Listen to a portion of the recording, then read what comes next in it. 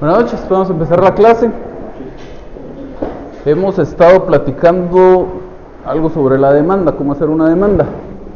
Y la vez anterior llegamos hasta ver el apartado de hechos. ¿Alguna duda antes de que continuemos?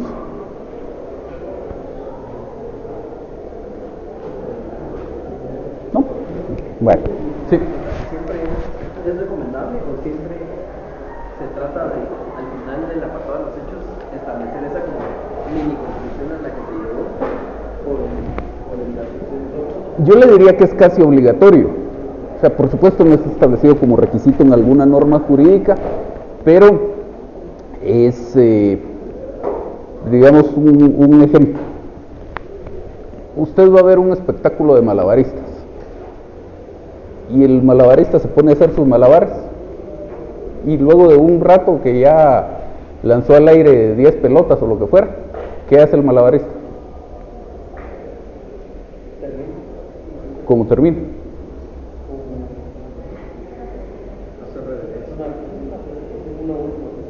Digamos que eso ya es la despedida, pero su espectáculo como tal, ¿qué hace? Se da la vuelta y deja que las pelotas se caigan al suelo.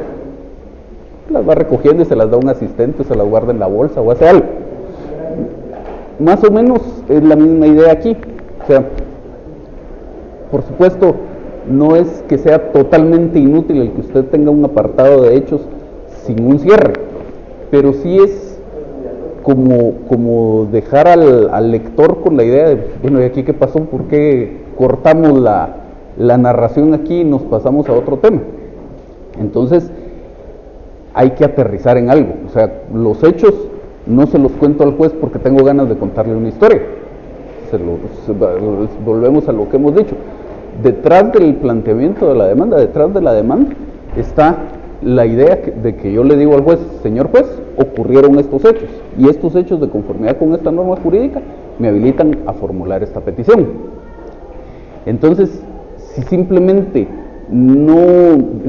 narro los hechos y no empiezo a hacer una conexión con la petición, porque alguna conexión con el fundamento de derecho, como vimos, ya la hice, porque mis normas fundamentales ya las he ido invocando para hacer el argumento. Pero, ¿a dónde me conduce todo esto? Entonces, resumo los hechos, hago una conclusión de los hechos y anuncio cuál es mi pretensión. Obviamente no con el detalle que va a tener ya en el apartado de petición de fondo, pero ya anuncio qué es lo que quiero. Entonces, por supuesto, si usted no le incluye ese apartado, el juez no le va a rechazar su demanda, pero técnicamente su demanda no está bien hecha.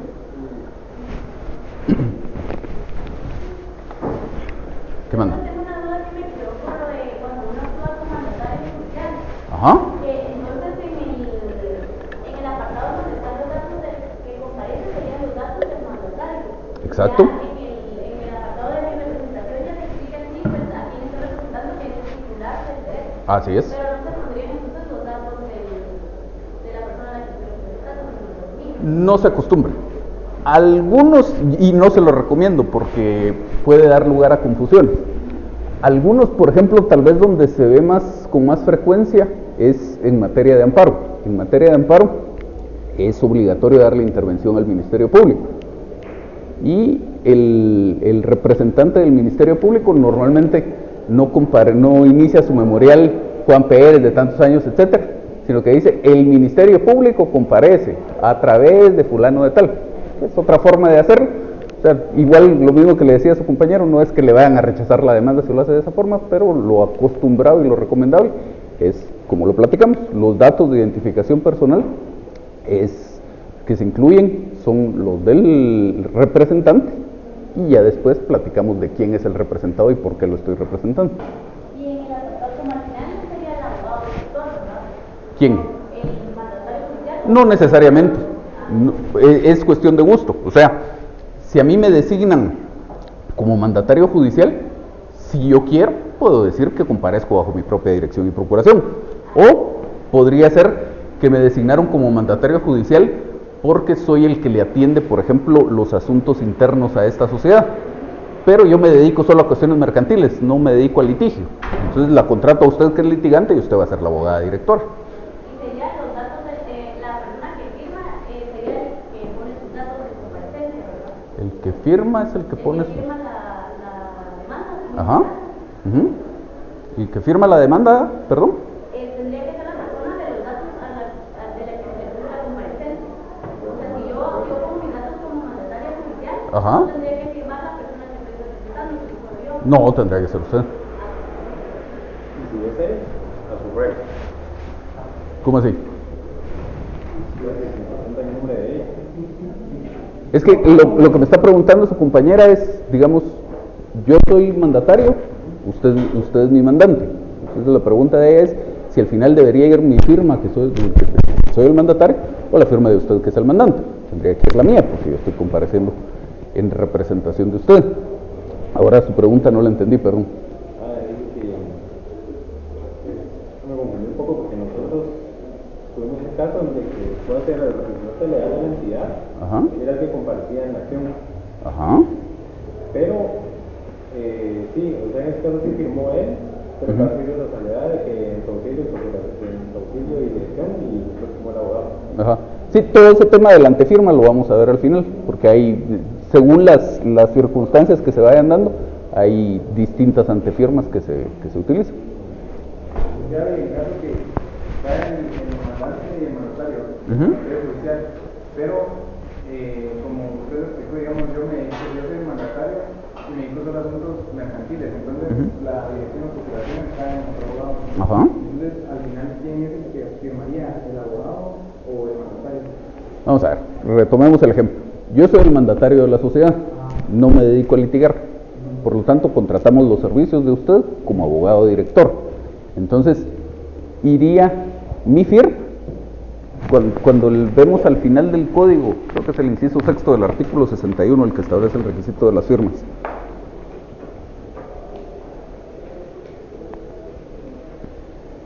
Es el octavo. Dice firmas del solicitante y del abogado colegiado que lo patrocina.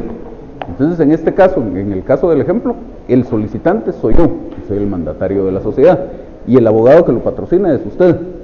Entonces, iría una firma mía, y luego diría en su auxilio, y va la firma y el sello de usted como el abogado director.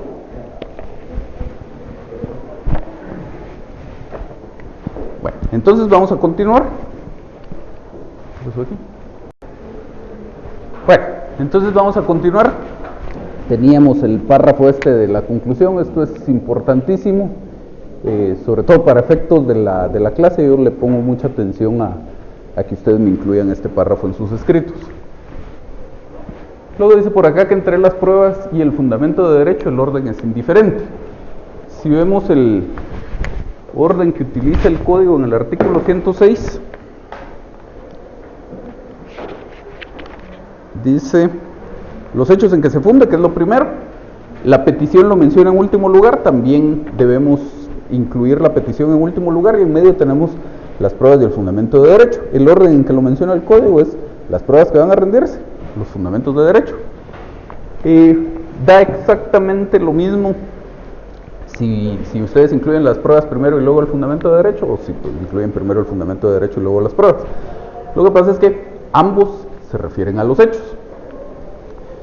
Con el fundamento de derecho, al final de cuentas, son las normas jurídicas en que yo estoy tratando de hacer encajar esos hechos que le acabo de narrar al juez, y las pruebas pues son los elementos de convicción que voy a utilizar para convencer al juez o tratar de convencer al juez de que esos hechos efectivamente ocurrieron. Entonces, como no se pueden las dos cosas al mismo tiempo, uno de los dos tendría que ir primero y el otro después. Yo tal vez acostumbro más incluir el fundamento de derecho a continuación de las pruebas del apartado de hechos, porque viene más o menos en la misma línea argumentativa que traíamos. Si se recuerdan, en la clase anterior que veíamos el apartado de hechos, decíamos que en ese apartado de una vez vamos involucrando normas jurídicas, porque vamos haciendo la argumentación de cómo esos hechos tienen alguna relevancia jurídica. Y en el fundamento de derecho, pues más o menos se sigue la misma línea, solo que a la inversa. En los hechos invocamos normas jurídicas, pero le damos obviamente más relevancia a la narración de hechos como tal. En el fundamento de derecho es a la inversa. Invocamos normas jurídicas y le damos relevancia a esto, pero hay que concatenarlas con los hechos. Entonces, en este caso, tenemos a continuación el fundamento de derecho y dice que La base legal de esto está en el artículo 61, inciso cuarto, y en el artículo 106 del Código. El 61 dice: fundamento de derecho en que se apoya la solicitud citando las leyes respectivas. Y el 106, que con claridad y precisión debe indicarse los fundamentos de derecho.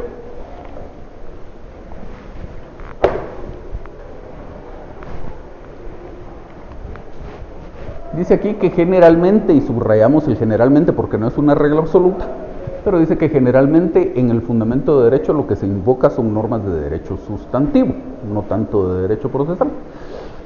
En el fundamento de derecho hay que citar todo lo que fundamente la pretensión del actor, es decir, las normas obviamente que directamente fundamenten esa pretensión, pero no puedo pedirle algo al juez que no tenga un apoyo en una norma jurídica y que esa norma jurídica no esté citada en mi demanda.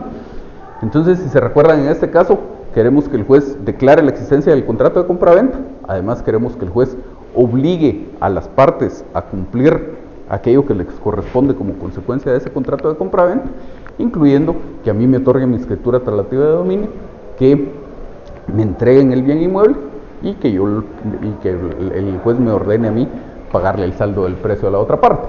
Entonces, eso tiene un apoyo jurídico, cada una de esas cosas, y todas esas normas jurídicas hay que irlas citando. Y luego dice que solo debe citarse lo que fundamente directamente esa pretensión. Normalmente a un caso son o pueden serle aplicables muchas normas jurídicas, pero no todas ellas se citan en el fundamento de derecho.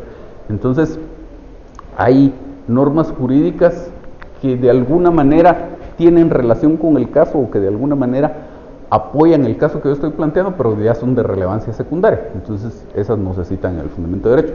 Esta demanda tiene un fundamento de derecho particularmente amplio, porque son muchos los temas que hay que tener en cuenta como para abarcar todo aquello que se está pidiendo. Entonces, si se recuerdan, ya en los hechos citamos varios artículos. Aquí en el fundamento de derecho vamos a citar algunos otros. El fundamento de derecho podría ser un artículo en un caso muy sencillo, no es lo más frecuente, pero lo normal tal vez unos 2, 3 o 4 artículos, y más que eso tal vez ya estamos exagerando con saturar al juez de normas jurídicas en el fundamento de derecho, y podríamos reservar algunos de esos que son de relevancia secundaria para un apartado más adelante que se llama la cita de leyes.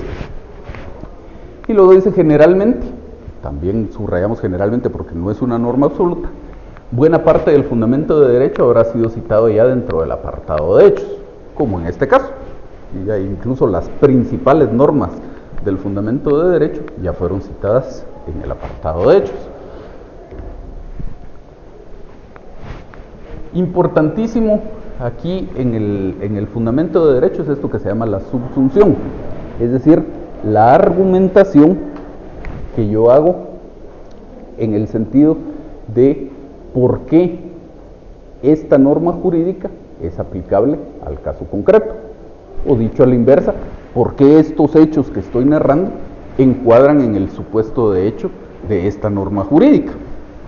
¿Se recuerdan? En algún momento de la presentación vimos aquello de la relación que tiene que existir entre el caso concreto y la norma jurídica. Decíamos que el caso concreto tiene unos determinados hechos que ocurrieron, la norma jurídica como paralelo a esto tiene un supuesto de hecho. Entonces yo lo que tengo que hacer con esta subsunción es argumentar por qué existe coincidencia entre estos hechos y este supuesto de hecho de la norma jurídica, porque es lo que al final de cuentas me va a permitir solicitar que se aplique la conclusión establecida en esa norma jurídica. Dicho de otra forma, y muy importante, el fundamento de derecho no se trata de copiar artículos. Un fundamento de derecho en donde simplemente me copian 2, 3 o 10 artículos no sirve. Para esa gracia, mejor nos olvidamos del apartado del fundamento de derecho, recordando aquel principio del iura novit curia, el juez conoce el derecho. Entonces el juez tiene su código más bonito que lo que yo le voy a copiar aquí los artículos. Se trata, lo verdaderamente importante aquí es esa argumentación. Obviamente hay que citar el artículo y copiarlo porque forma parte del tema, pero lo verdaderamente importante es esta subsunción. Y entonces dice aquí, fundamento de derecho. Como dijimos, buena parte de ese fundamento de derecho ya lo invoqué dentro del apartado de hechos. Si quiero, podría repetir aquí algunas normas jurídicas como para reforzar algunos temas. No es necesario, tal vez es aburrir al lector con ese tema. Entonces simplemente digo que además de las normas ya citadas en el apartado de hechos de la presente demanda, el artículo 1576 del Código Civil establece que los contratos que tengan que inscribirse o anotarse en los registros, cualquiera que sea su valor, deberán constar en escritura pública. Sin embargo, los contratos serán válidos y las partes pueden compelerse recíprocamente al otorgamiento de escritura pública si se establecieren sus requisitos esenciales por confesión judicial del obligado o por otro medio de prueba escrita. En el presente caso, el contrato celebrado entre mi representada, aquí, esto que viene aquí, a partir de donde decimos en el presente caso, es la subsunción con respecto a esta norma jurídica y es lo que les digo que es lo verdaderamente importante en este fundamento de derecho. En el presente caso, el contrato celebrado entre mi representada y la entidad demandada fue un contrato de compraventa de bien inmueble. Al tenor del artículo 1124 y del artículo 1125, inciso primero, ambos del Código Civil, como insisto, en este caso, por las necesidades del caso mismo, hay que ir citando muchas normas jurídicas. Estos dos artículos, el 1124 y el 1125, son importantes porque en este que tengo aquí, el 1576, hace referencia a los contratos que tengan que inscribirse en los registros. Entonces estos 1124 y 1125 me dicen que este contrato tenía que inscribirse en el registro de la propiedad. Pero no es eso tan importante como para que yo copie el artículo 1124 y copie el artículo 1125 y entonces ya perdí la atención del lector, que el que me interesa es el juez, ya perdí la atención del juez en cuanto al hilo de argumentación que llevaba aquí. Entonces estos solo los menciono, no los copio. Son importantes, pero no tanto. Entonces el tenor del artículo 1124 y el artículo 1125, inciso primero ambos del Código Civil, es un contrato que debió inscribirse en el registro de la propiedad. Por lo que, de conformidad con el artículo 1576 del mismo cuerpo legal al que hago referencia, el contrato debe otorgarse en escritura pública, lo que no se hizo. En todo caso, el contrato de compraventa es un contrato consensual, según la definición contemplada en el artículo 1588 del mismo Código Civil. También es importante, pero si me dedico a copiar el artículo, pierdo la atención del lector, simplemente lo menciono. Si a alguien le da duda qué dice el artículo, pues entonces iremos al artículo 1588 y dice que esos contratos se perfeccionan con el simple consentimiento de las partes. De tal manera que se perfeccionó con el simple consentimiento de las partes, tal como lo confirma el artículo 1791 del mismo cuerpo legal. Ya lo citamos en el apartado de hechos, que es el que dice que hay compraventa desde que hay un acuerdo en cuanto a la cosa y el precio. Por ende, retomando el artículo 1576 del Código Civil, el contrato es válido y puede compelerse a la parte demandada al otorgamiento de la escritura pública, ya que sus requisitos esenciales pueden establecerse con los documentos que ofrezco y acompaño como medios de prueba, especialmente con los recibos. En cuanto a la vía procesal, y esto ya era para terminar la argumentación, ya todo lo demás que teníamos de normas jurídicas lo habíamos mencionado en los hechos.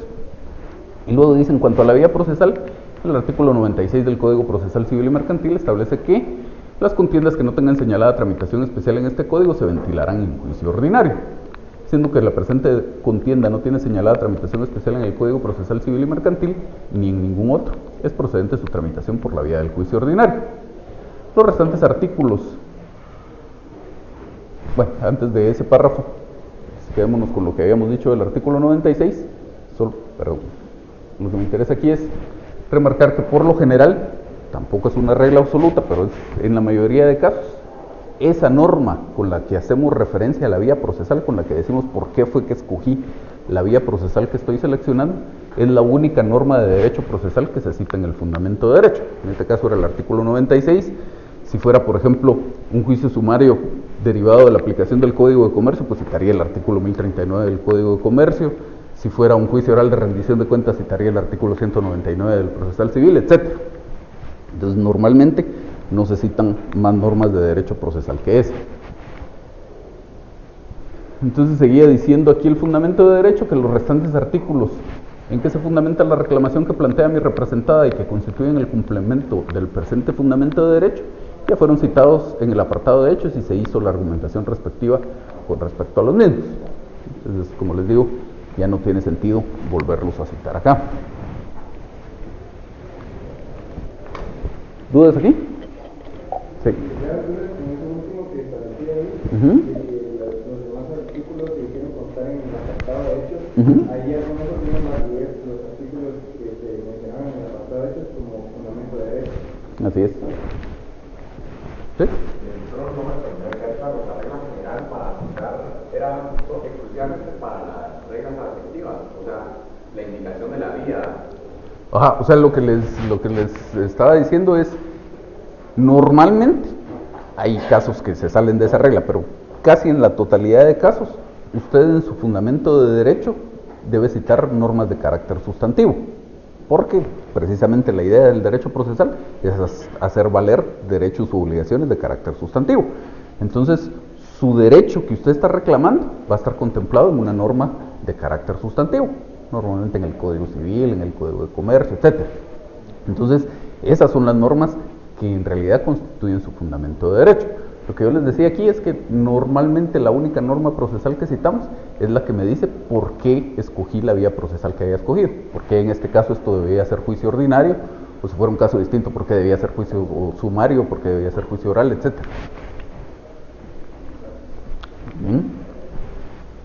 Y entonces pasamos, al apartado de pruebas.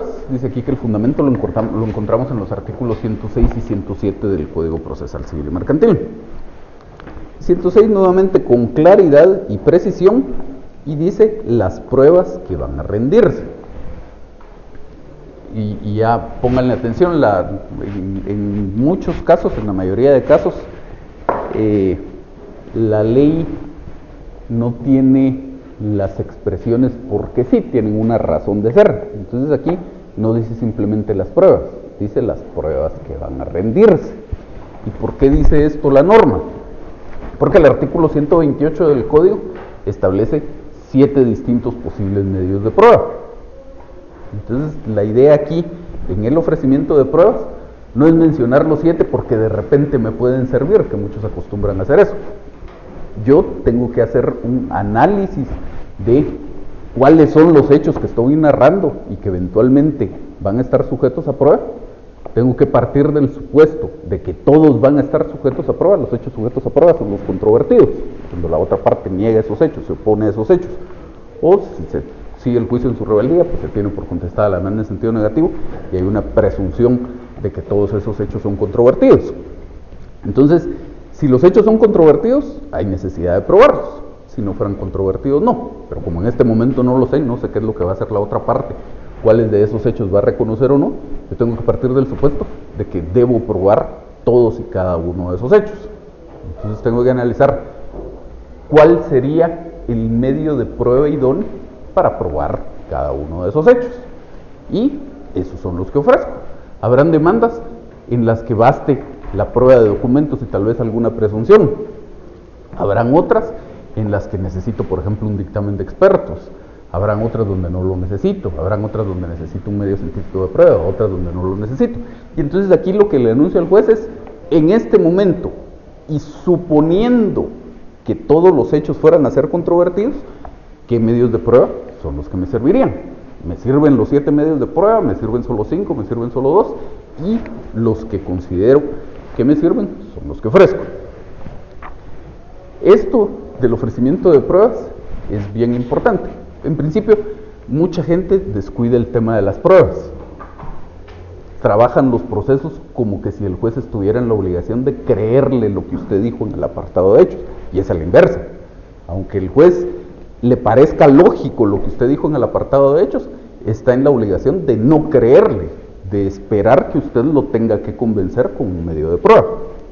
Entonces, pues esto es importantísimo porque hay que encontrar el justo medio. Si me pongo a ofrecer, como les digo, medios de prueba que de plano no me van a servir, es antitécnica mi demanda. No hice un adecuado análisis de qué medios de prueba eran los apropiados. Pero si dejo de ofrecer un medio de prueba y después resulta que sí lo necesitaba, entonces ya me puse en un problema porque luego no puedo pedir el diligenciamiento de ese medio de prueba. Entonces hay que hacer un buen análisis acá. Luego dice el artículo 107. El actor deberá acompañar a su demanda los documentos en que funde su derecho. Normalmente, uno siempre ofrece documentos como medios de prueba. Es muy poco frecuente, o tal vez, sí, muy poco frecuente, ver en la práctica alguna demanda en donde no se ofrezca por lo menos un documento y no se acompañe por lo menos un documento como medio de prueba. La ley no obliga a eso, pero es lo común, sobre todo partiendo del hecho de que tenemos en general un sistema procesal escrito, y entonces por la misma cultura del sistema escrito existe una tendencia a darle una mayor relevancia probatoria al documento como medio de prueba. Entonces, en la medida de lo posible, en la medida de que haya documentos que me puedan servir como medios de prueba, yo debería ofrecerlos y, como dice aquí, acompañarlos a mi demanda. Si los documentos existen, si los documentos los tengo a mi disposición y no los acompaño, luego no me los van a recibir, que lo vamos a ver en un momento. Y entonces dice, si no los tuviere a su disposición, los mencionará con la individualidad posible, expresando lo que de ellos resulte, y designará el archivo, oficina pública o lugar donde se encuentren los originales. Entonces, si por ejemplo necesito una certificación del registro de la propiedad, pero me urge presentar la demanda porque está próximo a vencerse un plazo de caducidad o de prescripción, no me da tiempo a esperar que me entreguen la certificación en un par de días o en una semana en el registro de la propiedad, puedo presentar mi demanda sin acompañar esa certificación, pero ya desde este momento, como dice la norma, la debo individualizar. Debo decir que ofrezco una certificación de la finca tal, folio tal, del libro tal, que no puedo acompañar en este momento por estas razones, pero que en el periodo de prueba la voy a presentar. Eso es válido. Aquí dice que mencionará con la individualidad posible los documentos que no tuviera a su disposición. En la práctica, esa individualidad posible se utiliza para todos los documentos, incluyendo los que esté acompañando a la demanda. Entonces, no basta una enumeración general de los documentos, sino los tengo que describir. Ya vamos a ver aquí cómo queda, pero con los datos que, según el documento, sean los apropiados para individualizar ese documento. Si fuera un cheque, por ejemplo, pues entonces tengo un número de cheque, tengo un número de cuenta, a nombre de quién está la cuenta, una fecha de ese cheque. Todos esos datos los incluiría en la indicación del ofrecimiento de ese cheque. Aquí que tengo unos recibos, pues tendré un número de recibo, tendré una fecha, tendré quién emitió el recibo, a nombre de quién, y todos esos datos van por ahí. Si fuera el testimonio de una escritura pública, pues la escritura pública fue autorizada por un notario, tiene un número, tiene una fecha y fue autorizada en un lugar, y todos esos datos son los que individualizan al documento. Entonces, lo acompañe o no, de todos modos, los documentos siempre se ofrecen de forma individualizada, a diferencia de los otros medios de prueba, que eso sí se ofrecen de una manera más general. Y el artículo 108, que ya les decía, que dice que si no se presentaran con la demanda los documentos en que el actor funde su derecho, no serán admitidos posteriormente, salvo impedimento justificado. Pero el impedimento justificado, valga la redundancia, lo tendría que hacer valer según lo que dice el artículo 107. Los menciono con la individualidad posible, indico dónde están los originales, etc. Si simplemente después se me ocurrió que algún documento me podía servir, ya no es admisible. Importante aquí, nuevamente la redacción que utiliza el artículo 108. Si no los acompaña, no serán admitidos posteriormente. ¿Y eso qué quiere decir? Que sí va a haber proceso.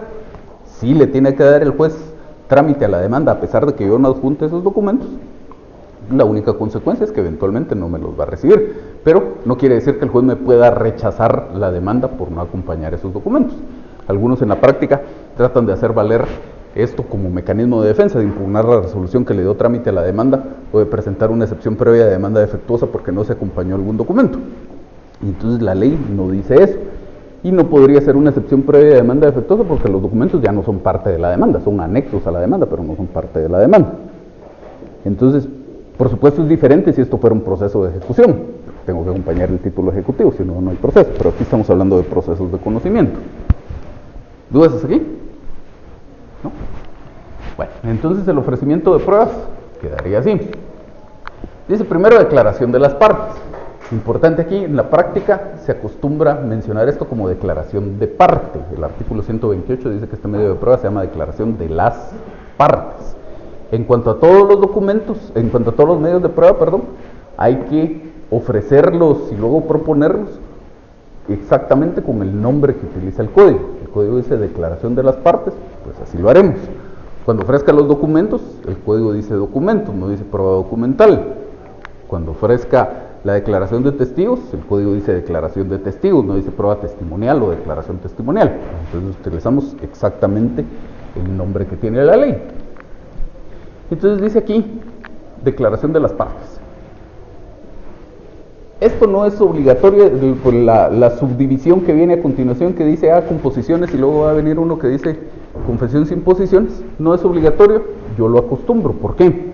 Porque la declaración de las partes en principio se trabaja a través de la absolución de posiciones. Yo presento una plica que contiene el pliego de posiciones, en la audiencia el juez la califica y le dirige a la otra parte las posiciones que estén redactadas de conformidad con la ley.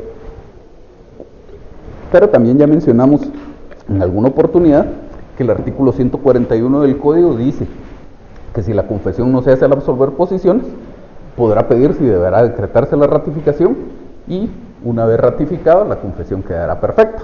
Entonces también puede haber confesión por ese lado. Y entonces, como para evitar que si la otra parte confiesa algo y yo pida la ratificación, la otra parte trate de discutir el hecho de que yo no ofrecí esa posible confesión y posiciones, yo siempre lo ofrezco. Entonces dice aquí confesión con posiciones, declaración de las partes con posiciones, que por medio del representante legal que designe. Esto es porque la parte demandada es una sociedad, y entonces dice el código que cuando se trata de una persona jurídica y si su representación legal la tienen varias personas, es a la propia persona jurídica que va a absolver las posiciones a la que le corresponde decidir quién de todos sus representantes lo va a hacer. Algunos incurren en el error de decir por aquí que piden la declaración del representante de la entidad demandada. Ese no es parte en el proceso, ahí está mal ofrecido. O que piden que declare el gerente y que la persona jurídica no declare por medio de apoderado. Esa parte donde la ley dice que la declaración se puede pedir en forma personal y no por medio de apoderado, aplica solo para personas individuales.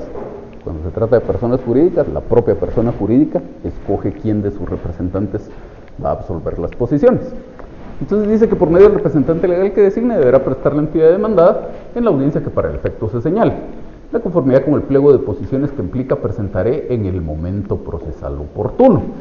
Entonces aquí, en estos medios de prueba que no son los documentos, el ofrecimiento es bien general. No tengo por qué acompañar la plica en este momento, simplemente digo declaración de las partes. Ahí ya después vamos a platicar de los detalles, porque cuando estemos en el periodo de prueba, entonces voy a presentar un memorial de proposición de la prueba y a ese memorial le acompaño la plica. Esto funciona diferente en el juicio oral, pero ya van a ver ustedes el próximo semestre. ¿Por qué? Luego dice sin posiciones, mediante ratificación por parte de la entidad demandada de los memoriales que sea necesario durante el curso del proceso. Si confiesa algo en el camino, pues ahí tengo ya abierta la puerta para poder pedir la ratificación de ese memorial.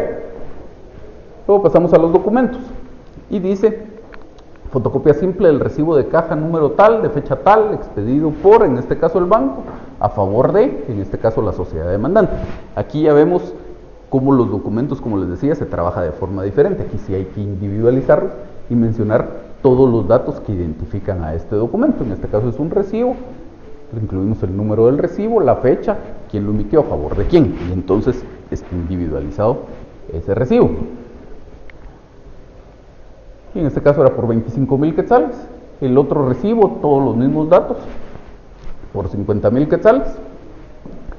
La certificación de la finca inscrita en el Registro General de la Propiedad de la Zona Central con el número tal, folio tal, del libro tal. Luego dice fotocopia simple de la publicación aparecida en el diario, el que haya sido Salud, la Prensa Libre, el periódico, el que ustedes quieran. La fecha respecto a la subasta pública del bien inmueble ya identificado. Luego la otra publicación, porque se citaba en este caso que la publicación había salido 2 veces en los diarios. Salud.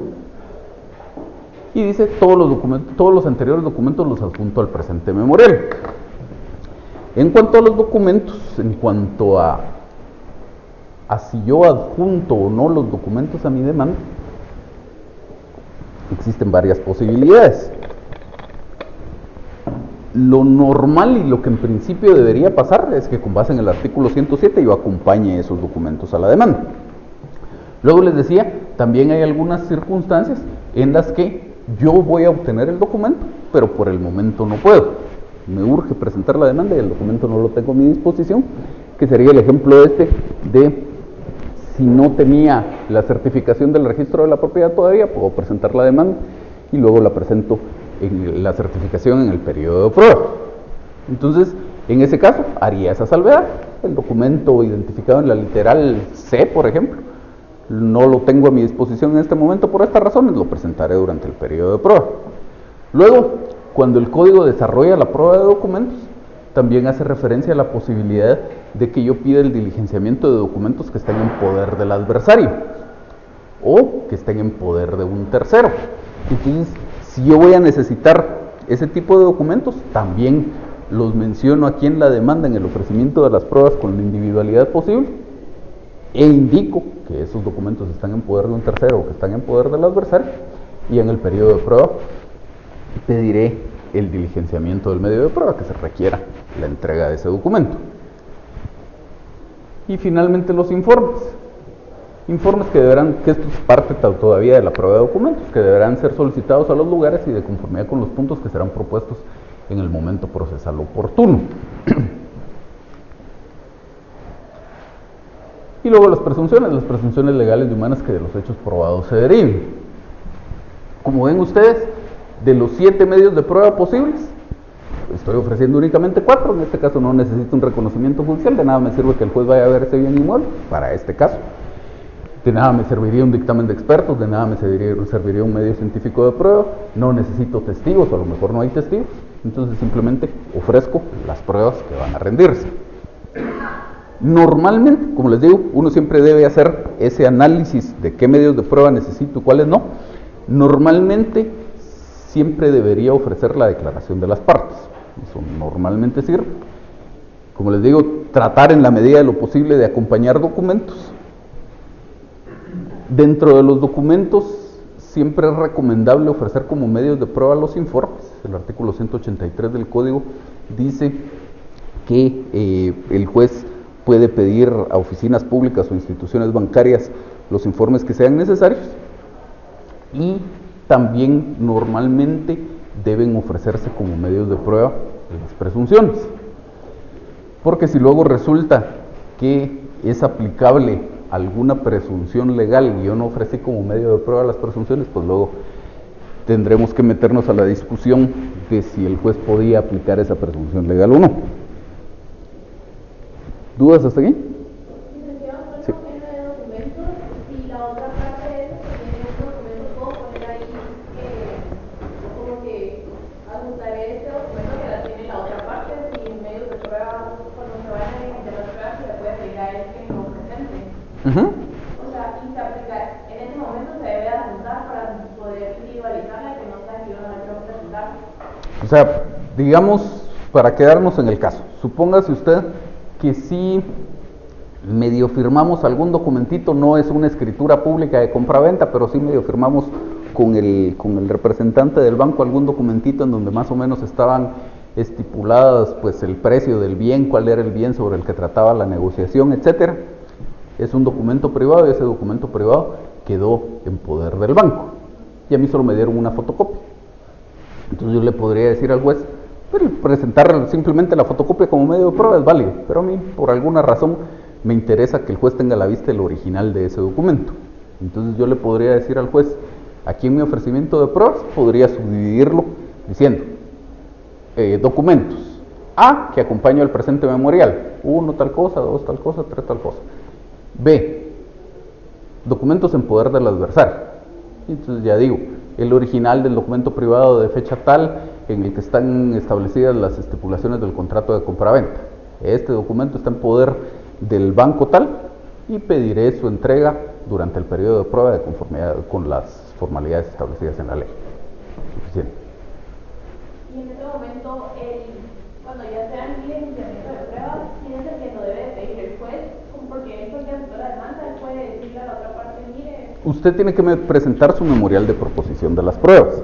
Y en ese memorial de proposición de las pruebas, entre otras cosas, cuando lleguemos al tema de los documentos, dirá, pues, los documentos que acompañan su demanda, simplemente le pide al juez que los tenga como medios de prueba. Este, que es un documento en poder del tercero, la ley establece unos ciertos requisitos para que el documento sea admisible. Dice que hay que presentar una copia del documento, por lo menos los datos que yo conozco acerca del contenido. Tengo que probar que el documento está o estuvo en poder del adversario y le tengo que pedir al juez que lo intime, que le ordene la entrega del documento en un plazo. Entonces todo eso va en ese memorial de proposición de la prueba.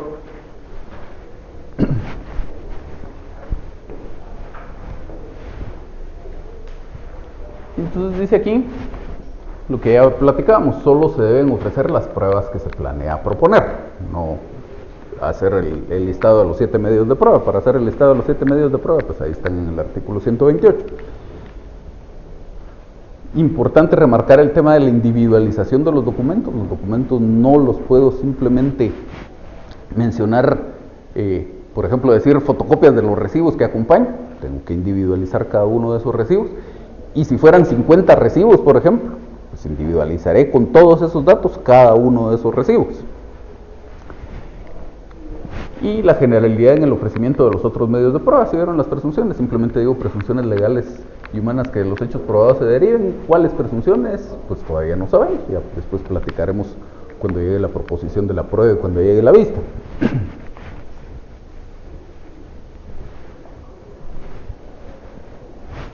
Luego llegamos al apartado de petición. Según los artículos 61, inciso sexto del Código y el 106. El 61 dice la petición en términos precisos. Y nuevamente pónganle atención a la terminología que utiliza la ley. Cuando en el inciso tercero se refiere a los hechos, simplemente dice relación de los hechos a que se refiere la petición. En el cuarto, cuando habla del fundamento de derecho, dice fundamento de derecho en que se apoya la solicitud, citando las leyes respectivas. Pero la petición dice en términos precisos. ¿Por qué? La precisión es importante en toda la demanda, pero es especialmente importante en la petición y sobre todo en la petición de fondo. Porque siendo que en esta parte aplicamos el principio dispositivo, yo le tengo que decir al juez qué es lo que quiero. El juez no le corresponde al juez asumir de esta narración de hechos que yo hice qué es lo que podría pedir y suponer que eso es lo que yo quiero. Yo le tengo que dejar totalmente claro al juez qué es lo que yo quiero en este caso. Y por eso es que aquí remarca la ley el tema de que la petición debe ir en términos precisos. Si vamos al 106, pues exige que con claridad y precisión se indiquen los 4 requisitos, dentro de ellos la petición. Y la petición, tenemos peticiones de trámite y peticiones de fondo. Se acostumbra, y es lo recomendable, subdividir ese apartado de petición con subtítulos, indicándole al juez cuáles son las peticiones de trámite y cuáles son las peticiones de fondo. Algunos pues simplemente lo que hacen es indicar sus peticiones en orden y pues ya se sabe que las de fondo son las últimas 2 o 3. No es recomendable. Lo técnico y lo recomendable es hacer esta separación. ¿Cuáles son mis peticiones de trámite? ¿Cuáles son las de fondo? Como el nombre lo sugiere, las peticiones de trámite son aquellas que yo le hago al juez para que se lleven a cabo todos los actos procesales que permitan llegar desde la presentación de mi demanda hasta una sentencia. Y en las de fondo les estoy pidiendo al juez qué es lo que quiero que declare o que ordene en esa sentencia que eventualmente va a dictar. Entonces en este caso dice petición, como ven ustedes, ahí tenemos la separación primero de trámite. La petición tiene un orden lógico. O sea, aquí ven ustedes el orden en que ven ustedes las peticiones aquí presentadas, en ese orden se deben plantear y tiene su razón de ser. Lo primero que se pide aquí es que con el presente memorial y documentos adjuntos se inicie la formación del expediente respectivo. ¿Por qué? Pase lo que pase con esa demanda, se va a formar un expediente. Si el juez rechaza la demanda porque yo no cumplí los requisitos legales, de todos modos se forma un expediente. Entonces, eso es lo primero que pedimos. En este momento todavía no vamos a pedir que el juez le dé trámite a esa demanda. Eso lo vamos a pedir, pero lo vamos a pedir después. Les remarco esto porque muchos tienen la mala costumbre de pedir primero que el juez le dé trámite a la demanda. Ahorita todavía no es momento de platicar de eso. Entonces, aquí solo pedimos que se forme el expediente. Luego, cuando veíamos el apartado que titulamos Expongo, les decía que si yo estoy actuando en representación de alguien más, lo primero que debo incluir en ese apartado es la referencia a esa representación, porque es lo que justifica mi presencia o mi participación en el proceso. Entonces, lo mismo aquí, ya que atendimos la conformación del expediente, siendo que en este caso se está ejercitando una representación, pues lo siguiente será pedir que se reconozca la calidad con la que actúo. Entonces dice que con base en el título de representación que acompaña en fotocopia legalizada, se reconozca la calidad con la que actúo. La expresión correcta, el verbo correcto aquí es reconocer, que se reconozca la calidad. ¿Por qué? Porque el juez tiene que hacer una labor de calificación de ese título de representación. Dice el artículo 45 del Código que yo tengo que acompañar el título de mi representación, pero el juez puede rechazar esa demanda que yo le presento si no tiene facultades suficientes, si está vencido, si no está registrado en la oficina respectiva, etc. Si no lo presento. Entonces tiene que hacer el juez esa labor de calificación, y si todo está en orden, entonces me reconoce la calidad con la que actúo y podrá resolver sobre lo demás. Luego dice que se tome nota de la dirección y procuración bajo las que actúo, así como del lugar que señalo para recibir notificaciones. Estos dos temas, la dirección y procuración y el lugar para recibir notificaciones, entre ellos dos, si no importa el orden. Algunos acostumbran a hacerlo como dos peticiones separadas, y si lo hago como peticiones separadas, no importa si pido primero lo de la dirección y procuración y luego el lugar para recibir notificaciones, o a la inversa. Otros lo hacemos como una sola petición, cualquiera de todas esas modalidades está bien. Entonces, en este caso, en una sola petición, digo que se tome nota de la dirección y procuración bajo las que actúo, así como del lugar que señalo para recibir notificaciones. Todos los anteriores son temas formales. Si yo no acompañé el título de mi representación, o si mi representación no estaba bien, el juez rechaza la demanda. Si yo no comparezco bajo la dirección de un abogado, el juez rechaza mi demanda. Si yo no señalo un lugar para recibir notificaciones, el juez rechaza mi demanda. Entonces, ya viendo que están atendidos todos esos temas de requisitos formales, ahora sí, ya le puedo pedir al juez que le dé trámite a esa demanda. Entonces dice que se admita para su trámite la presente demanda en juicio ordinario, promovida por la entidad demandante en contra de la entidad demandada. Luego dice que se tengan por ofrecidos los medios de prueba individualizados en el apartado respectivo. Es importante, ahí estoy atendiendo la primera de las fases del procedimiento probatorio. Digo que se tengan por ofrecidos esos medios de prueba. Todavía no pido que se tengan por propuestos, eso va a ser cuando estemos en el periodo de prueba. Que como medida precautoria, sin audiencia a la otra parte, se decrete la anotación de demanda de la finca inscrita en el Registro General de la Propiedad de la Zona Central con el número tal por el tal del libro tal, librando para el efecto el despacho respectivo. Entonces, como les decía, cuando veíamos el análisis que debe hacerse antes de sentarse a redactar la demanda, una de las cosas que tengo que analizar es cuál medida precautoria o qué medidas precautorias son las apropiadas para garantizar mis derechos, para asegurarme de que dentro de 1 año, 2 años, 10 años o 20 años que se termine el litigio, y si yo obtengo una sentencia favorable, esa sentencia me va a servir de algo. Entonces, en el caso este que teníamos, el banco quiere vender la finca. Si yo no pido una medida precautoria, ¿qué va a pasar? El banco va a vender la finca.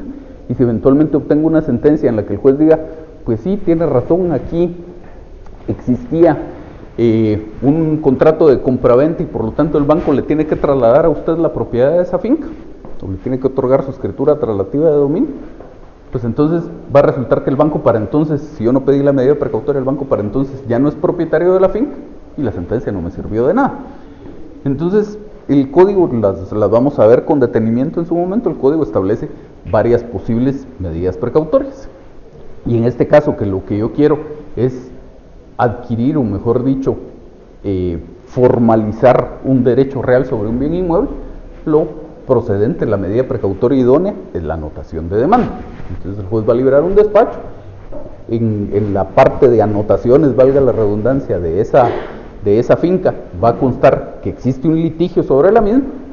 Si el banco la quisiera vender, pues cualquier comprador irá a consultar de qué se trata el litigio y podrá decir, pues así no me interesa comprarla, o me interesa comprarla pero quiero que me descuenten algo del precio porque me estoy corriendo aquí un riesgo. Y en todo caso, si eventualmente declaran con lugar esta demanda y alguien la compró teniendo esa anotación de demanda, la recibe con la anotación de demanda y queda sujeto a las resultas de este proceso, aunque no haya sido parte en el proceso. Entonces esa es la importancia aquí de la medida precautoria. Pero ¿cómo se asegura el demandante de que se va a hacer esa anotación, digamos? ¿Cómo se asegura el demandante que se va a hacer la anotación? Ajá, en el registro final. Vamos por partes. Usted le pide al juez que decrete la anotación de la demanda. El juez va a emitir una resolución, que es la primera resolución en donde rechaza la demanda o le da trámite. Y si le da trámite, entre otras cosas, se va a pronunciar respecto a las medidas precautorias. El juez podría decirle, se decreta la anotación de demanda sobre la finca tal o se decreta la medida precautoria solicitada, o bien podría decirle que no le decreta la medida porque no la considera apropiada para el caso. Entonces, si el juez le dijo que no le decreta la medida, pues de plano no hubo medida. Ya verá usted si quiere impugnar esa resolución o cómo va a obtener usted su medida precautoria. Si el juez dice, se decreta la medida precautoria, entonces ya la labor de procuración va a consistir en pedir el despacho para el registro de la propiedad.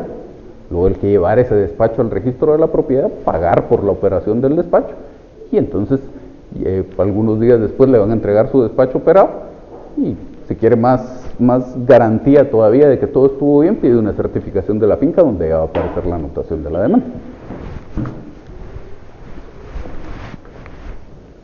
Y entonces, ya que todos estos son temas que, aprovechando lo que hablábamos aquí con sus compañeros, son temas que atiende el juez en su primera resolución. En la primera resolución el juez dice, le doy trámite a la demanda. En la primera resolución el juez dice, se tienen por ofrecidos los medios de prueba, se toma nota de la dirección de procuración, se otorga la medida precautoria, etc. Después de eso, hay que emplazar a la parte demandada, hay que fijarle un plazo para que conteste la demanda, que en el caso del juicio ordinario son 9 días. ¿Y eso cómo se hace? Primero, en su resolución, el juez dice que le confiere audiencia por 9 días. Y luego hay que notificarle esa demanda y la resolución que le da trámite, y a partir del día siguiente comienzan a contar esos 9 días. Entonces, por eso es que esto ya lo pedimos después de todo lo anterior, porque la materialización de ese emplazamiento va a venir algunos días después de que exista la primera resolución. Entonces dice aquí que se emplace la entidad demandada, confiriendo la audiencia por el plazo de 9 días. Luego dice que en su oportunidad procesal se abra prueba del presente juicio por el plazo de 30 días y que en el momento procesal oportuno se señale día y hora para la vista. Partiendo del supuesto de que va a existir una oposición a la demanda, que es del supuesto del que tenemos que partir, pues como mínimo habrá un periodo de prueba y una vista como etapas del proceso. No me puedo poner a formular aquí peticiones sobre excepciones previas, por ejemplo, o sobre nulidades, porque son cosas que podrían pasar o no pasar. Pero si el proceso se desarrolla normalmente, como mínimo sí va a tener un periodo de prueba y una vista. Y entonces pido que en el momento procesal oportuno, no todavía, que en el momento procesal oportuno, se resuelvan esos dos temas. Y entonces llegada la transcurrida la vista, ya está el proceso en estado de dictar sentencia y por lo tanto puedo pasar a mi petición de fondo, que es, al final de cuentas, lo verdaderamente importante. Todo lo demás de la demanda es, si ustedes lo quieren ver, el envoltorio. El verdadero dulcito está aquí, para lo que venimos, está aquí en la petición de fondo, es donde está encerrada la pretensión. Entonces dice que agotados los trámites de ley, se dicte la sentencia que en derecho corresponde declarando.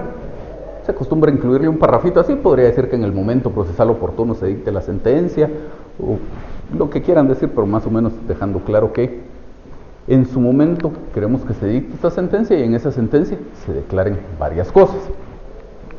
Entonces dice en este caso que se declare con lugar la presente demanda en juicio ordinario promovida por la entidad demandante en contra de la entidad demandada.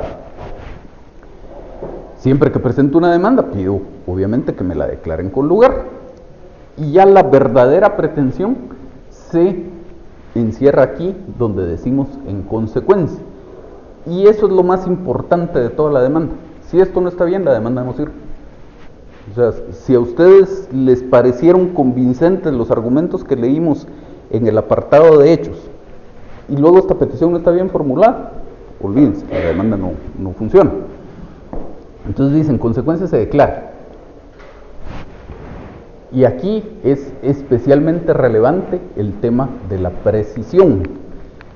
Si mi petición está muy general, no sirve. Si mi petición no tiene suficientes elementos, no sirve. Si tiene demasiados elementos, no sirve. Entonces dice, en consecuencia se declara A, la existencia de un contrato de compra-venta entre la entidad demandada y la entidad demandante. B, que en virtud de ese contrato de compra-venta, la entidad demandada transfirió la propiedad. Acuérdense que el contrato de compra-venta dice que por ese contrato se transfiere la propiedad y se obliga a entregar una cosa. Yo ya soy dueño de esta cosa. Entonces transfirió la propiedad y se comprometió a entregar a la entidad demandante el bien inmueble inscrito en el registro de la propiedad, el registro general de la propiedad de la zona central con el número tal, folio tal, del libro tal. Si no le incluyo, por ejemplo, aquí el número de finca, mi petición no está formulada con precisión y no sirve, aunque en toda la demanda hayamos estado hablando de esa finca, tiene que estar el dato específico aquí. C, que en virtud de ese contrato de compraventa, la entidad demandante se obligó a pagar a la entidad demandada la cantidad de 500,000 quetzales, ya las estipulaciones propias del contrato. Que la entidad demandante ha pagado a cuenta del precio pactado en ese contrato de compra-venta a la entidad demandada la cantidad de 75,000 quetzales. Tengo un recibo por 25,000 y otro por 50,000. Si no pido esto, me voy a ver obligado a pagar la totalidad del precio. Que se fije A, la entidad demandante, o sea, a mí, normalmente yo pediría solo cosas que estén a cargo de alguien más, pero en este caso, como lo que quiero es el cumplimiento de un contrato con respecto al cual yo no he cumplido nada, o he cumplido solo una parte, de 500,000 quetzales he pagado solo el 75,000, que es el 15%, entonces no puedo pedir simplemente que me entreguen el bien, no me lo puedo querer quedar de gratis, o no me puedo querer quedar el bien solo por 75,000 quetzales, tengo que pagar lo que me hace falta. Entonces pido que se le fije a mi representado el plazo de 10 días para depositar en la tesorería del organismo judicial a favor de la entidad demandada la cantidad de 425,000 quetzales, saldo del precio pactado por el contrato de compra-venta a que se refiere la presente demanda. Si solo pido, por ejemplo, que me ordenen depositar estos 425,000 quetzales y no digo a cuenta de qué son, mi petición no sirve, no está formulada con precisión. Si no pido, si no indico cuál es el saldo, que son los 425,000 quetzales, mi petición no está formulada con precisión. Si no hago referencia específica al contrato de compraventa, no está formulada con precisión. Entonces, para identificarlo, podemos decir simplemente que estamos hablando de este contrato de compraventa, el contrato de compraventa a que se refiere la presente demanda. Luego se fija la entidad demandada el plazo de 3 días con posterioridad. Quedándonos con esto de los 425,000 quetzales, el depósito de estos 425,000 quetzales.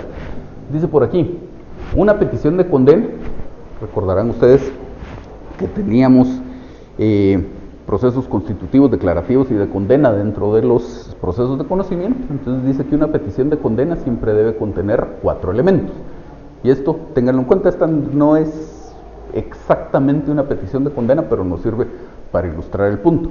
Si yo quiero, por ejemplo, que condenen a alguien a pagar daños y perjuicios, o que condenen a alguien a pagar el saldo de un contrato, o que condenen a alguien a pagar lo que sea, mi petición de condena siempre debe tener estos 4 elementos. Si no tiene uno o más de esos elementos, la petición no sirve. Deudor, acreedor, monto y concepto. Si uno de esos elementos está ausente, la petición no sirve. Entonces, por ejemplo, me chocaron mi carro, estoy haciendo una reclamación de daños y perjuicios. Entonces yo diré que se condene a fulano, que sería el deudor, a pagar a favor de Roberto Alonso, que sería el acreedor, la cantidad de 100,000 quetzales, por ejemplo, que sería en monto, en concepto de los daños causados por el accidente de tránsito a que se refiere la presente demanda. Si no tengo eso, mi petición no está con precisión. Como son daños y perjuicios, tendré otra petición aparte, que se condene a fulano, deudor, a pagar a favor de Roberto Alonso, acreedor, la cantidad de 50,000 quetzales, monto, en concepto de perjuicios ocasionados por el accidente de tránsito a que se refiere la presente demanda. Y entonces, como les digo, esta no es exactamente una petición de condena, porque no soy yo el demandado, pero más o menos la idea queda recogida aquí con esa petición. Y dice por aquí, lo anterior aplica, esa estructura que acabamos de ver, aplica cuando la condena que se busca es al pago de una suma de dinero. De conformidad con el Código Civil, una prestación puede consistir en dar, hacer o no hacer algo. Si yo quiero que me paguen dinero, es una prestación de dar, específicamente de dar dinero. Pero también la prestación podría consistir en hacer o no hacer algo, o en dar alguna otra cosa que no sea dinero, que me entreguen algún bien mueble, que me entreguen algún inmueble, etc. Entonces dice, cuando la prestación a que queremos que condenen al demandado es de hacer, de no hacer o de dar algo distinto a dinero, habrá que hacerle a esta estructura los ajustes pertinentes. Obviamente no va a llevar un monto porque no es un tema de dinero y habrá que hacerle algunos ajustes, pero en principio esa estructura y esos 4 elementos siempre hay que respetarlo en las peticiones de condena.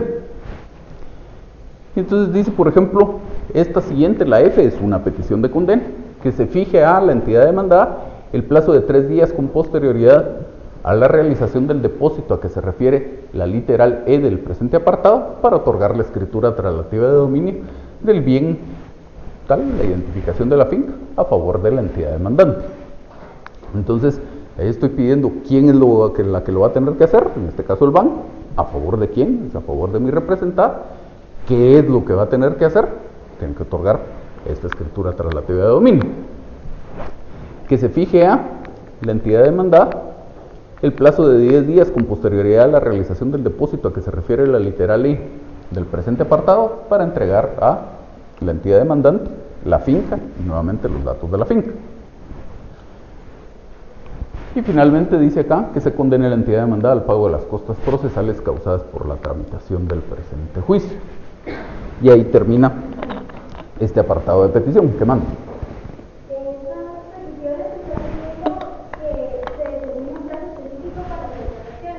Ajá.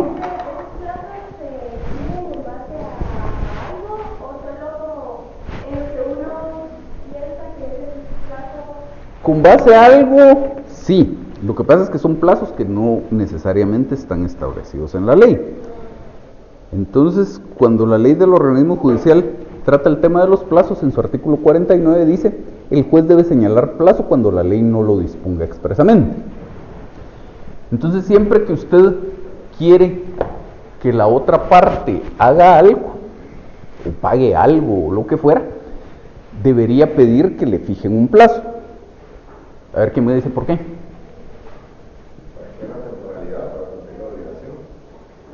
Más o menos, pero más específico que eso. Que una vez concluida la temporalidad, sea desobediencia. Desobediencia no, te vamos a poner un medio punto extra a usted. Desobediencia no, pero a partir de que transcurre el plazo ya hay un incumplimiento. Y existiendo un incumplimiento, ya podemos proceder a la ejecución de esa sentencia. Por ejemplo, el tema de los 10 días para que me entregue la finca, que era creo que la penúltima petición, el plazo de 10 días con posterioridad a la realización del depósito para que me entregue la finca. El código más o menos lo recoge cuando trata la ejecución de las sentencias. Entonces dice...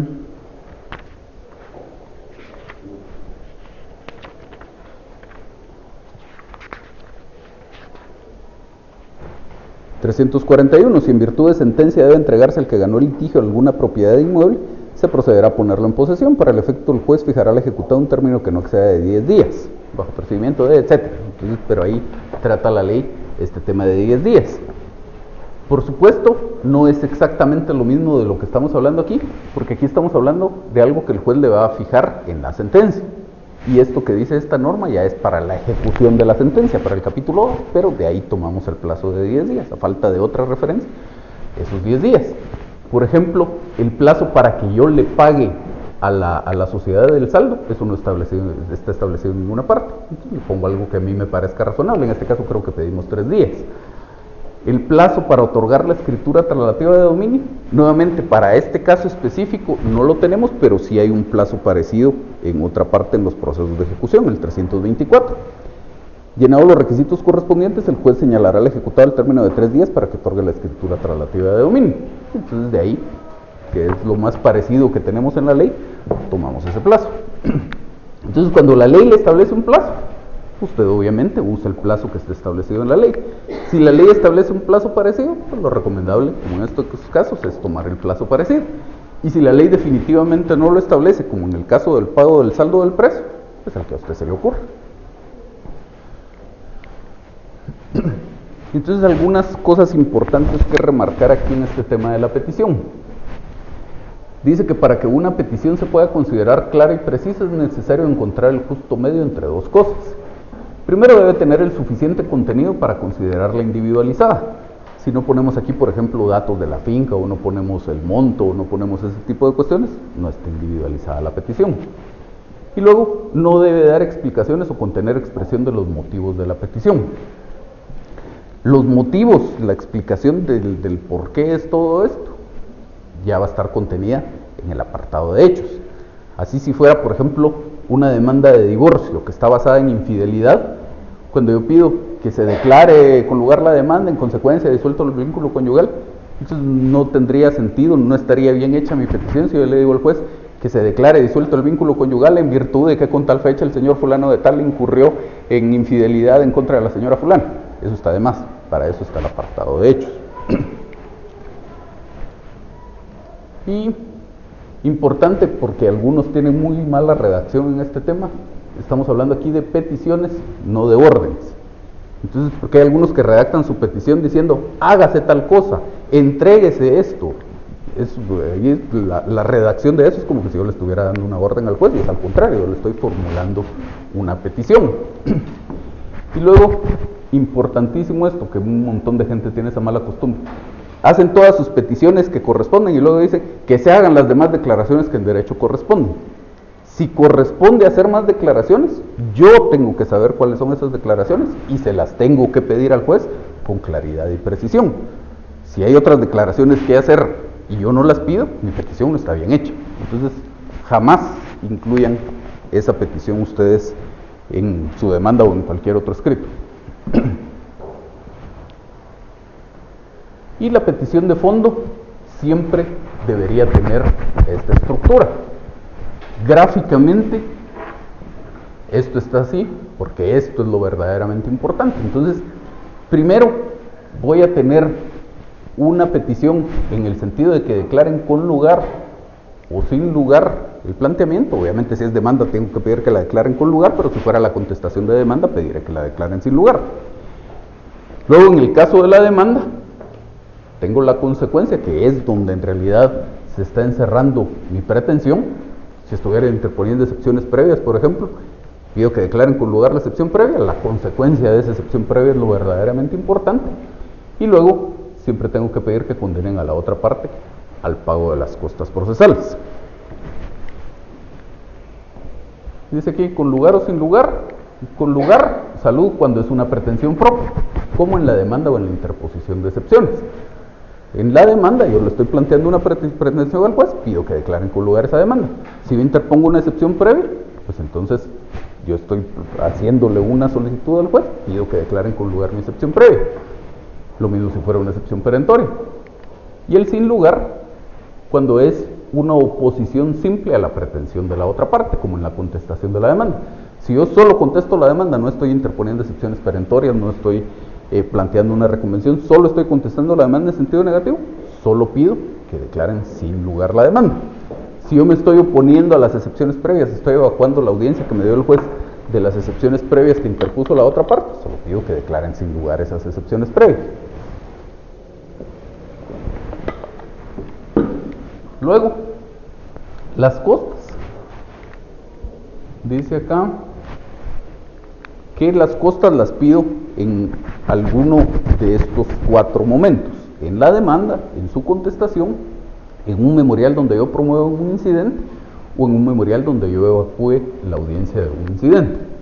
Son los 4 momentos en los que yo puedo y debo pedir que se condene a la otra parte a pagar las costas. Y esto es porque la condena en costas solo procede en la sentencia y en el auto que resuelve un incidente.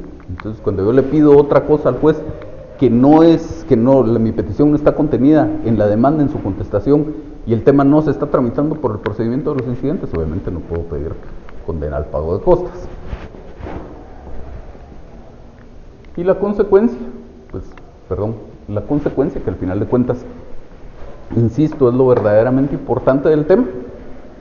Obviamente, cuando la pretensión es mía. Cuando yo demando, hay una consecuencia. Cuando yo interpongo una excepción, hay una consecuencia. Por el contrario, si yo solo contesto la demanda en sentido negativo, sin interponer excepciones, sin plantear reconvención, no hay consecuencia. Solo pido que declaren sin lugar la demanda y se acabó. No pido que en consecuencia no se me condene a tal cosa, solo que declaren sin lugar la demanda.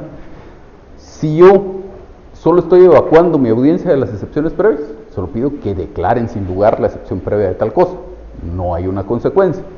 Si yo estoy evacuando mi audiencia de una nulidad, solo pido que declaren sin lugar la nulidad, no hay una consecuencia, etc. ¿Dudas hasta aquí? ¿No? Entonces luego tenemos el número de copias que se acompañan de conformidad con el artículo 63 del Código. La norma dice: de todo escrito y documento que se presente deben entregarse tantas copias claramente legibles en papel común o fotocopia como partes contrarias hayan de ser notificadas, a cuya disposición quedarán desde que sean presentadas. Para el efecto de este artículo se considerarán como una sola parte los que litiguen unidos y bajo una misma representación. Los litigantes presentarán una copia adicional debidamente firmada que utilizará el tribunal para reponer los autos en caso de extravío. En los escritos se hará constar el número de copias que se acompañen.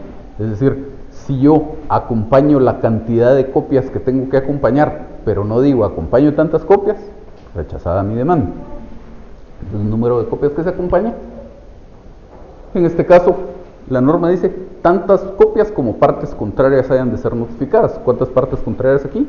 Tengo aquí una.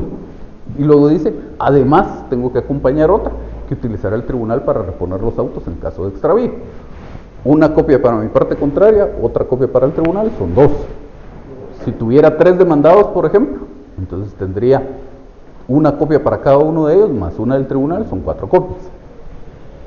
Entonces dice, acompaño 2 copias del presente memorial y de los documentos adjuntos.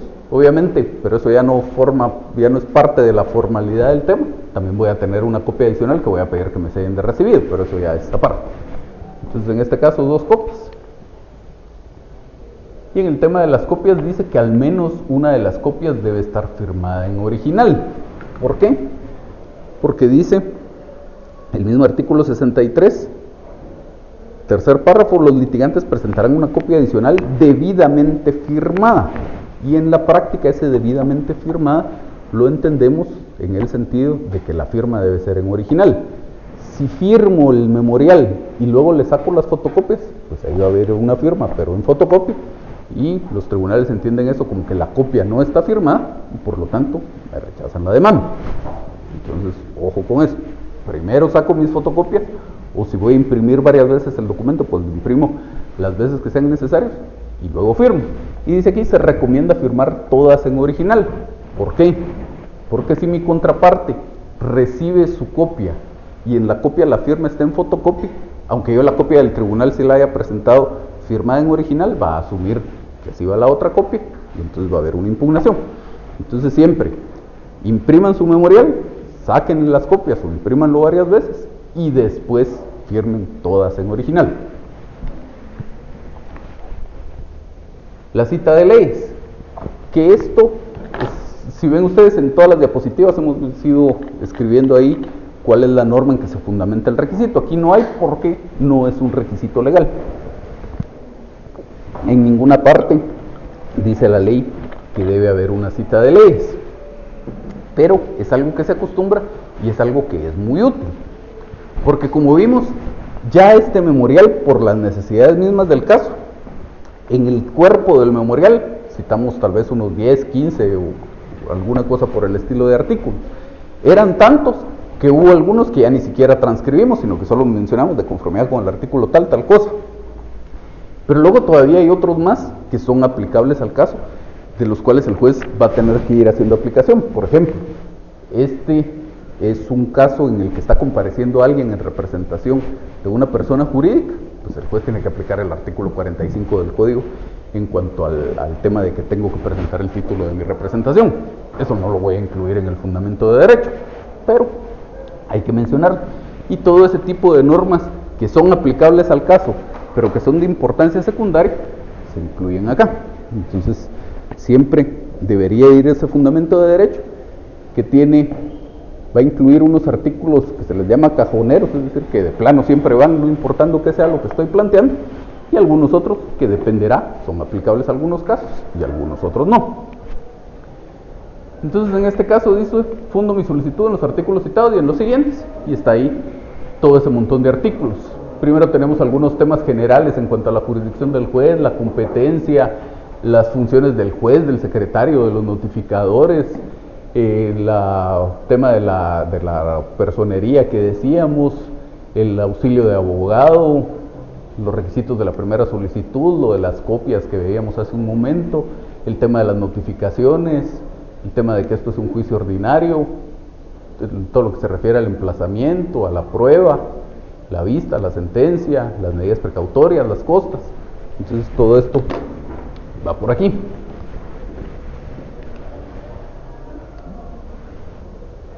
Luego dice lugar y fecha. Esto sí, el artículo 61 dice lugar y fecha. Importante aquí, que como les decía en alguna clase anterior, en realidad para efectos del proceso esto es irrelevante.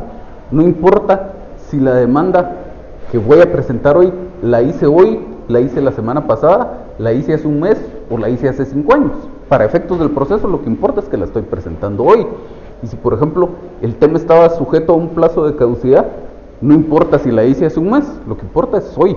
Y si el plazo de caducidad se venció la semana pasada, pues la otra parte va a estar habilitada para interponer su excepción previa de caducidad, aun cuando la demanda la haya hecho hace un mes. Pero en el camino, si no le ponen atención al tema, se pueden topar con un problema. Hay una sentencia de casación en la que la parte demandada plantea su recurso de casación y digamos que lo entregó hoy.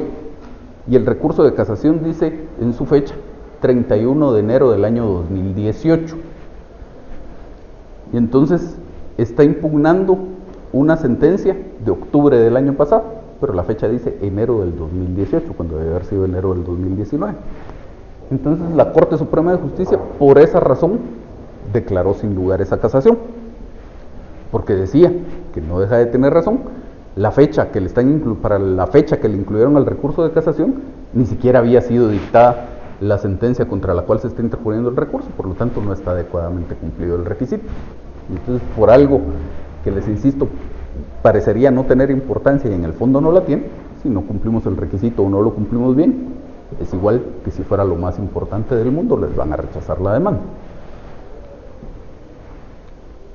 Y entonces en este caso, Guatemala, 15 de marzo del año 2006, como les digo, esta era una demanda de hace muchos años. Y luego el tema de las firmas, que por ahí algunos de ustedes tenían unas dudas al principio. Y en el tema de las firmas, el memorial en principio debe llevar 2 firmas. La del cliente, aquel que al principio del memorial dijimos fulanito de tal de tantos años, esa firma debe ir ahí, y la firma del abogado y además el sello del abogado. Dice el artículo 61, inciso octavo, firmas del solicitante y del abogado colegiado que lo patrocina, así como el sello de este. Y también dice, si el solicitante no sabe o no puede firmar, lo hará por él otra persona o el abogado que lo auxilie. Entonces, algunos ejemplos de las antefirmas que se utilizan los vamos viendo aquí. Entonces tenemos, por ejemplo, en principio lo ordinario, según lo que acabamos de ver aquí en este artículo 61, dice la firma del solicitante y del abogado. Entonces tendríamos aquí la firma del señor. Esto de la F pues no es necesario, algunos se lo ponemos para que el señor sepa dónde tiene que firmar, pero el hecho es que aquí en esta parte iría la firma de cuando al inicio dijimos fulanito de tal. Este fulanito de tal va a firmar aquí en su auxilio, y aquí va a firmar el abogado y va a poner su sello. Eso es lo normal, lo que establece el código en principio. Entonces dice que esto es para el caso de que firme tanto el cliente como el abogado, pero luego hay otras varias posibilidades. Dice por aquí: a ruego del presentado, quien por el momento no puede firmar ya en su auxilio. Como dice la ley, si no sabe o no puede firmar, lo puede hacer otra persona a su ruego o incluso el mismo abogado. Entonces, lo normal es que si la persona no puede firmar, pues el abogado firma a su ruego. Y entonces, aquí vamos a tener una sola firma, que va a valer por dos: por firma a ruego del solicitante y además como firma de auxilio. Pero para eso le tengo que incluir esta antefirma: a ruego del fulano, quien por el momento no puede firmar, y en su auxilio. Le estoy dando doble valor a la firma. Firma solo el abogado, lo hace como abogado, y a ruego en sustitución del cliente. Otra posibilidad es que yo soy parte en el proceso y además soy abogado, y estoy compareciendo bajo mi propia dirección y procuración. Entonces aquí diré por mí en mi propio auxilio. La parte es abogado y es su propio abogado director. Entonces ahí, si no le incluyo esto de por mí en mi propio auxilio, tendría que firmar y luego decir en su auxilio y firmar otra vez en mi sello. No tiene sentido. Pero siempre la antefirma esta, que no es un requisito legal, pero la antefirma esta es lo que va a definir el valor de la firma, o por qué van esas firmas, o cuántas firmas, etc. Otra posibilidad es que yo sea el representante, digamos, yo era el mandatario judicial de esta sociedad, y además comparezco, y además soy el director del proceso. Entonces dice: en la calidad con la que actúo y en mi propio auxilio. En este caso el abogado es a la vez representante, mandatario, gerente, etcétera, de la parte, y es el director en el proceso. Y ya luego pasamos a otro tema distinto, que es el timbre forense. Esto lo vamos a dejar por ahí.